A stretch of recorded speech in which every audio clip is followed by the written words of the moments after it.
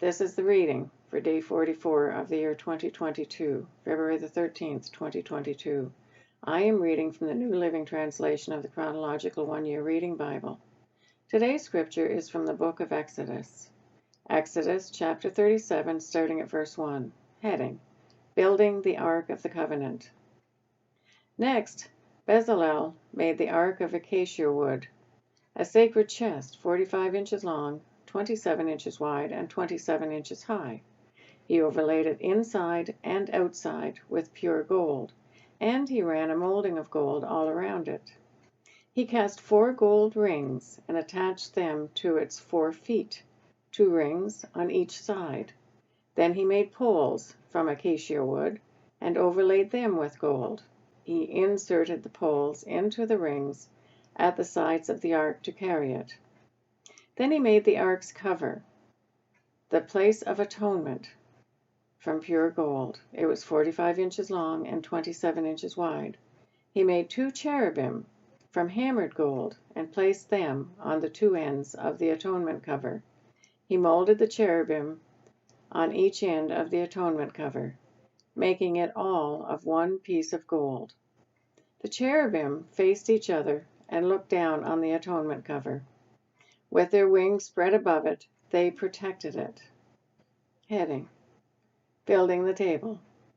Then Bezalel made the table of acacia wood, 36 inches long, 18 inches wide, and 27 inches high. He overlaid it with pure gold and ran a gold molding around the edge. He decorated it with a 3-inch border all around, and he ran a gold molding along the border. Then he cast 4 gold rings for the table and attached them at the 4 corners next to the 4 legs. The rings were attached near the border to hold the poles that were used to carry the table.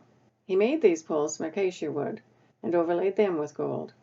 Then he made special containers of pure gold for the table: bowls, ladles, jars, and pitchers to be used in pouring out liquid offerings. Heading: Building the lampstand. Then Bezalel made the lampstand of pure hammered gold. He made the entire lampstand and its decorations of one piece: the base, center stem, lamp cups, buds, and petals. The lampstand had 6 branches going out from the center stem, 3 on each side. Each of the 6 branches had 3 lamp cups, shaped like almond blossoms, complete with buds and petals. The center stem of the lampstand was crafted with 4 lamp cups, shaped like almond blossoms, complete with buds and petals. There was an almond bud beneath each pair of branches, where the 6 branches extended from the center stem, all made of one piece. The almond buds and branches were all of one piece with a center stem, and they were hammered from pure gold. He also made 7 lamps for the lampstand, lamp snuffers, and trays, all of pure gold. The entire lampstand, along with its accessories, was made with 75 pounds of pure gold. Heading: Building the incense altar. Then Bezalel made the incense altar of acacia wood. It was 18 inches square and 36 inches high, with horns at the corners carved from the same piece of wood as the altar itself. He overlaid the top, sides, and horns of the altar with pure gold, and he ran a gold molding around the entire altar. He made 2 gold rings and attached them on opposite sides of the altar, below the gold molding, to hold the carrying poles. He made the poles of acacia wood and overlaid them with gold. Then he made the sacred anointing oil and the fragrant incense using the techniques of a skilled incense maker. Exodus chapter 38, starting at verse 1. Heading: Building the altar of burnt offering. Next, Bezalel used acacia wood to construct the square altar of burnt offering. It was 7.5 feet wide, 7.5 feet long, and 4.5 feet high. He made horns for each of its 4 corners, so that the horns and altar were all one piece. He overlaid the altar with bronze. Then he made all the altar utensils of bronze: the ash bucket, shovels, basins, meat forks, and fire pans. Next he made a bronze grating and installed it halfway down the side of the altar, under the ledge. He cast 4 rings and attached them to the corners of the bronze grating to hold the carrying poles. He made the poles from acacia wood and overlaid them with bronze. He inserted the poles through the rings on the sides of the altar. The altar was hollowed and was made from planks. Heading: Building the wash basin. Bezalel made the bronze wash basin and its bronze stand from bronze mirrors, donated by the women who served at the entrance of the tabernacle. Heading: Building the courtyard. Then Bezalel made the courtyard, which was enclosed with curtains made of finely woven linen. On the south side, the curtains were 150 feet long. They were held up by 20 posts set securely in 20 bronze bases. He hung the curtains with silver hooks and rings. He made a similar set of curtains for the north side, 150 feet of curtains held up by 20 posts set securely in bronze bases. He hung the curtains with silver hooks and rings. The curtains on the west side of the courtyard were 75 feet long, hung with silver hooks and rings and supported by 10 posts set in 10 bases. The east end, the front, was also 75 feet long. The courtyard entrance was on the east end, flanked by 2 curtains. The curtain on the right was 22.5 feet long and was supported by 3 posts set into 3 bases. The curtain on the left was also 22.5 feet long and was supported by 3 posts set in 3 bases. All the curtains used in the courtyard were made of finely woven linen. Each post had a bronze base, and all the hooks and rings were silver. The tops of the posts of the courtyard were overlaid with silver, and the rings to hold up the curtains were made of silver. He made the curtain for the entrance to the courtyard of finely woven linen, and he decorated it with beautiful embroidery in blue, purple, and scarlet thread. It was 30 feet long, and its height was 7.5 feet. Just like the curtains of the courtyard walls. It was supported by 4 posts, each set securely in its own bronze base. The tops of the posts were overlaid with silver, and the hooks and rings were also made of silver. All the tent pegs used in the tabernacle and courtyard were made of bronze. Heading: Inventory of materials. This is an inventory of the materials used in building the tabernacle of the covenant. The Levites compiled the figures, as Moses directed, and Ithamar, son of Aaron, the priest, served as recorder. Bezalel, son of Uri, grandson of Hur, of the tribe of Judah, made everything just as the Lord had commanded Moses. He was assisted by Oholiab, son of Ahisamach, of the tribe of Dan, a craftsman, expert at engraving, designing, and embroidering with blue, purple, and scarlet thread on fine linen cloth.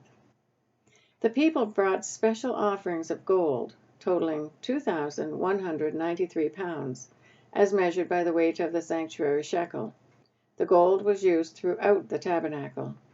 The whole community of Israel gave 7,545 pounds of silver, as measured by the weight of the sanctuary shekel. This silver came from the tax collected from each man registered in the census.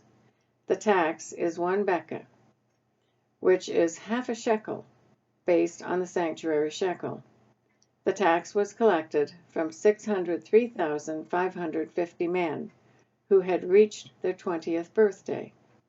The 100 bases for the frames of the sanctuary walls and for the posts supporting the inner curtain required 7,500 pounds of silver, about 75 pounds for each base. The remaining 45 pounds of silver was used to make the hooks and rings and to overlay the tops of the posts. The people also brought as special offerings 5,310 pounds of bronze, which was used for casting the bases for the posts at the entrance of the tabernacle, and for the bronze altar with its bronze grating, and all the altar utensils. Bronze was also used to make the bases for the posts that supported the curtains around the courtyard, the bases for the curtain at the entrance of the courtyard, and all the tent pegs for the tabernacle and the courtyard. Exodus chapter 39, starting at verse 1.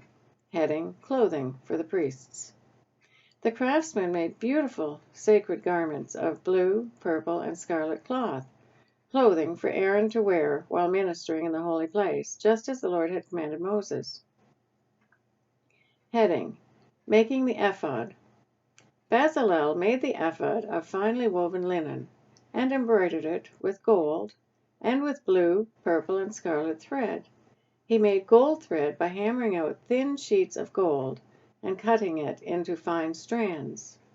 With great skill and care, he worked it into the fine linen, with the blue, purple, and scarlet thread. The ephod consisted of 2 pieces, front and back, joined at the shoulders with 2 shoulder pieces. The decorative sash was made of the same materials, finely woven linen embroidered with gold, and with blue, purple, and scarlet thread, just as the Lord had commanded Moses. They mounted the 2 onyx stones in settings of gold filigree. The stones were engraved with the names of the tribes of Israel, just as a seal is engraved. He fastened these stones to the shoulder pieces of the ephod as a reminder that the priest represents the people of Israel. All this was done just as the Lord had commanded Moses. Heading, Making the chest piece. Bezalel made the chest piece with great skill and care. He made it to match the ephod, using finely woven linen embroidered with gold, and with blue, purple, and scarlet thread. He made the chest piece of a single piece of cloth, folded to form a pouch 9 inches square. They mounted 4 rows of gemstones on it. The first row contained a red carnelian, a pale green peridot, and an emerald. The second row contained a turquoise, a blue lapis lazuli, and a white moonstone. The third row contained an orange jacinth, an agate, and a purple amethyst. The fourth row contained a blue-green beryl, an onyx, and a green jasper. All these stones were set in gold filigree. Each stone represented one of the 12 sons of Israel, and the name of that tribe was engraved on it like a seal. To attach the chest piece to the ephod, they made braided cords of pure gold thread. They also made 2 settings of gold filigree, and 2 gold rings, and attached them to the top corners of the chest piece. They tied the 2 gold cords to the rings on the chest piece. They tied the other ends of the cords to the gold settings on the shoulder pieces of the ephod. Then they made 2 more gold rings and attached them to the inside edges of the chest piece next to the ephod.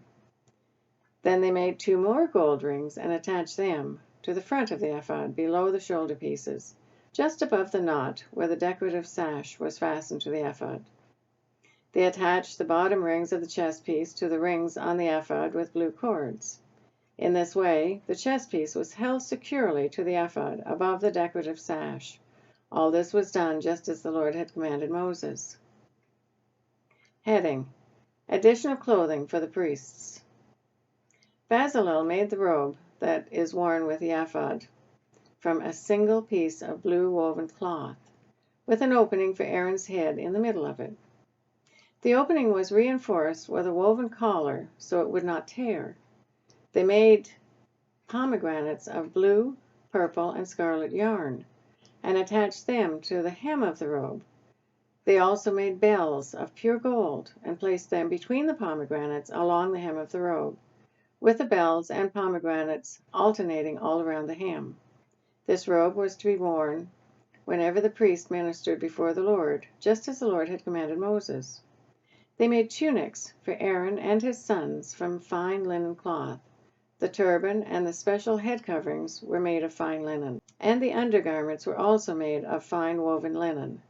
The sashes were made of finely woven linen and embroidered with blue, purple, and scarlet thread, just as the Lord had commanded Moses. Finally, they made the sacred medallion, the badge of holiness, of pure gold. They engraved it like a seal with these words, "Holy to the Lord. They attached the medallion with a blue cord to Aaron's turban, just as the Lord had commanded Moses. That is the reading for day 44 of 2022. God bless each and every one of you, and may God be with you until we meet again.